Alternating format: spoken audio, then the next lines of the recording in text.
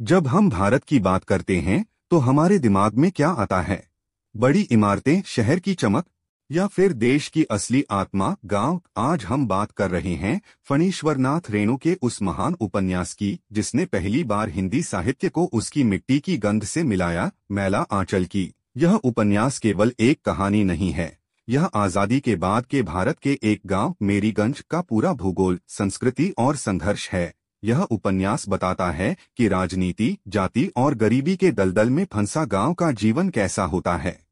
Voice over मैला आंचल किसी शहर की बात नहीं करता, यह बात करता है मेरीगंज की, एक ऐसा गांव जहां समस्याओं का दलदल है। उपन्यास का सबसे बड़ा पात्र गांव खुद है। आंचलिकता रेणु ने गांव के जीवन, वहां की बोली, स्थानीय भाषा, अंधविश्वास, लोकगीत और रीति रिवाजों का इतना सजीव चित्रण किया है कि पाठक खुद को उस गांव में महसूस करने लगता है।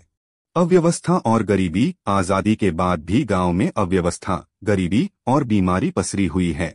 उपन्यास दिखाता है कि कैसे गांव के लोग मलेरिया, काला आजार और अन्य बीमारियों से जूझ रहे हैं।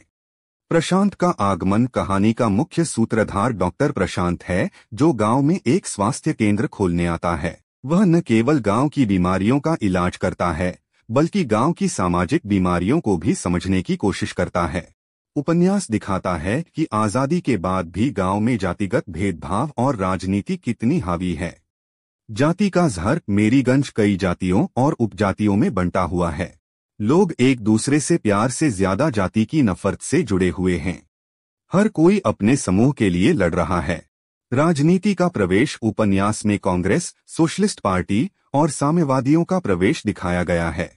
ये नेता गांव के लोगों का इस्तेमाल अपने राजनीतिक स्वार्थों के लिए करते हैं, जबकि आम आदमी की समस्याएं वहीं की वहीं बनी रहती हैं। शोषण। पुराने जमींदारी प्रथा के अवशेष अभी भी गांव में हैं। गांव के नेता और बड़े लोग गरीबों और दलितों का शोषण जारी रखते हैं। इस पूरे मैले आंचल, गंदगी भरे आंचल के बीच भी रेणु आशा की कुछ किरणें दिखाते हैं। डॉक्टर प्रशांत का संघर्ष। डॉक्टर प्रशांत गांव की गरीबी, बीमारी और गंदी राजनीति से निराश नहीं होते। वह गांव को सुधारने के लिए लड़ते हैं और गांव के लोगों से भावनात्मक रूप से जुड़ते हैं।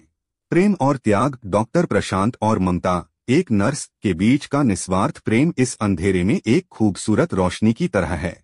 यह प्रेम गांव की समस्याओं को ठीक करने के उनके साझा उद्देश्य से जुड़ा है। निष्कर्ष। उपन्यास बताता है कि गांव की समस्याओं को केवल बाहरी राजनीति से नहीं, बल्कि प्रेम, सेवा और सच्ची शिक्षा से ही ठीक किया जा सकता है।